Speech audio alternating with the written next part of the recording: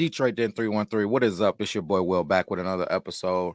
Listen, today's maybe a little bit controversial, maybe not, depending on where you sit on this. I tried to wait a little bit, man. I got my phone exploded last night when this came out on Twitter. Just talking about Jamo, and this episode isn't only going to be about Jamo, as you can probably already tell by the thumbnail, but um my phone went absolutely crazy last night.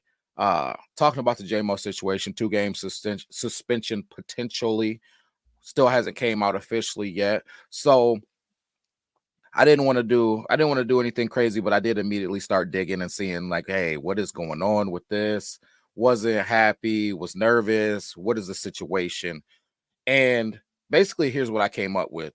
Uh, First things first, guys, we need to pump the brakes. I feel like we get so up and down, man. Like we're like going crazy about something, or then we're like, man, hey, this is the worst thing in the world. Let's pump the brakes. Number one, 2 games isn't the hugest deal in the world. Number two, we don't know all the details yet. Until we get an official announcement and they talk about it, we don't know all the details. But here's what I know, period.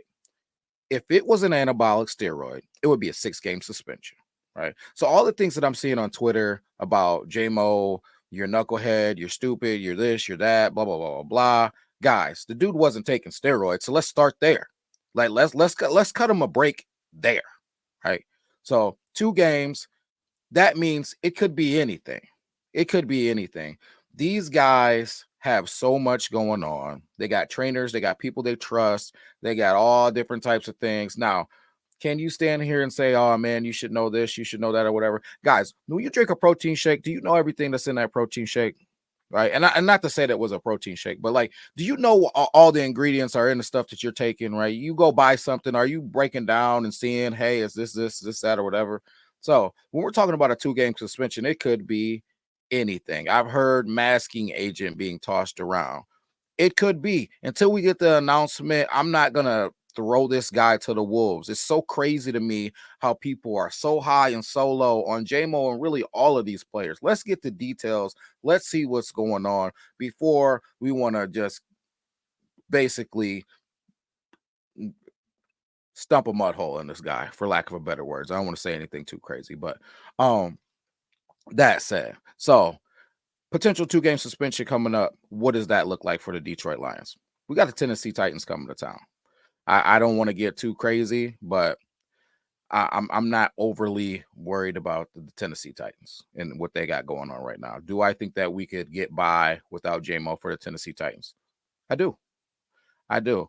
But after that, we got Green Bay. Now, if you want to have JMO for a team like Green Bay. If we don't, will we figure it out? Absolutely, we will. But I feel like there's some bigger fish to fry than the JMO situation right now. If we start talking about our edge rusher situation and our getting pressure on the quarterback situation, there's some bigger things that we need to worry about. This offense is explosive. This offense is dynamic. And I feel like we can be productive with or without JMO. We got weapons literally everywhere: running back, offensive line, quarterback, receiver, tight end, you name it, we got it. We'll be just fine.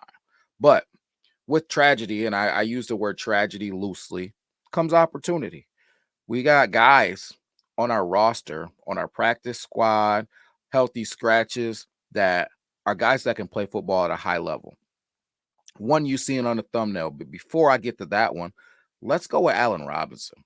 He's kind of had highs and lows. This is a Michigan native, right? Detroit kid, right? Coming home to play with the boys on the practice squad, getting ready for his opportunity.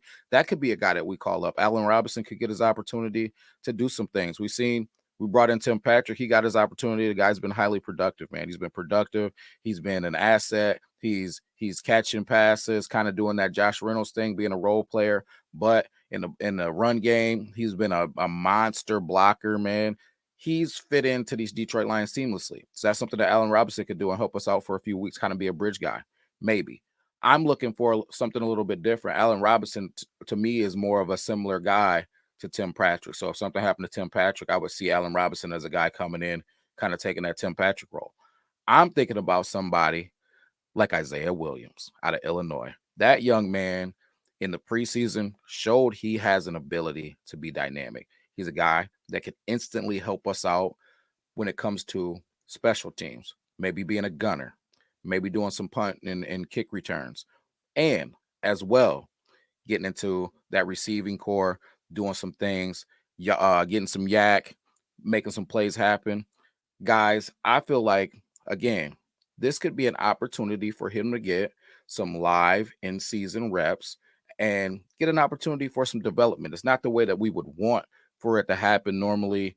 It happens organically in different ways than guys getting suspended. But again, somebody's tragic situation is somebody else's opportunity. That's what the NFL and really life is about if you're really thinking about it. But that's what it's about, man. So maybe we'll get a look at those guys, man. Isaiah Williams, Allen Robinson. Put it in the comments. Let me know who you think will be the guy that's called up. I think another situation that we're going to see is Khalif, man, maybe getting some more volumes. He made some plays last game. He's always a guy that's ready when his number's called. I think that he could step into a role to where maybe he gets a few more plays. Maybe we see him in the backfield. Maybe we see some reverses.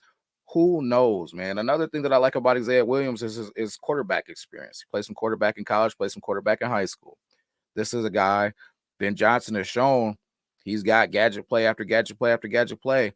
That's a guy that can come in and maybe throw the football a little bit. So I think there is a glass half full way to look at this thing.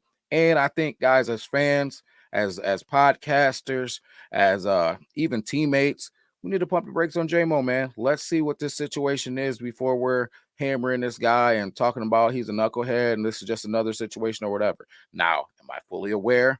There's been a couple of things throughout this process that's happened to Jamo that you really don't want to see happen to your guys. Do I realize that there's a maturation process that he needs to go through? Absolutely. But I think that this could be part of it. Not everybody comes into this NFL in the same situation as other guys. Like some guys come in like Amon-Ra St. Brown, just wants to keep his head down and take care of business. A pro's pro already. Some guys come into the situation with a different background. So be it. We need to understand and meet these guys where they're at. And I think that having a group of coaches that all played in the league helps us out tremendously in situations like this. These guys played with a plethora of teammates, man. They had probably guys that were knuckleheads. They had guys that were locked in and everything in between. They get it. They're going to navigate this thing the way that it needs to get navigated. I just ask that as fans, let's not turn this thing as a media negativity. What I don't want is JMO getting online and seeing just negativity, negativity, negativity. This guy has been doing some phenomenal things, and I want him to feel right at home here in Detroit as he should. Whatever he did, it wasn't the end of the world, because if it would have been the end of the world, again, it would have been 6 freaking games. We need to worry about a pass rush. We'll get by if we don't have JMO for 2 games. What are we going to do about this pass rush situation? I'm not going to get too much into it because I got a show coming up in the next couple of days talking about it, but we need to address this pass rush situation more than we need to be worried about what JMO has going on, that whatever he did that got him 2 games, because 2 games is a slap on the wrist. 2 games, you could have been doing something very minute that ended up, I think about the Jimmy Garoppolo situation where he had a very minor situation that ended up getting him 2 games. So, guys, it could be anything. Let's pump the brakes on JMO. Let's keep it positive. Let's keep this train going, and let's get us a freaking pass rusher. So, leave it in the comments, man. Am I being too lenient on JMO? Am I tripping out in the belief that we need to pump the brakes a little bit, or do we need to hammer this guy, man? Because it's strike 3, maybe strike 4 for some of you guys that are counting, right? He's a young kid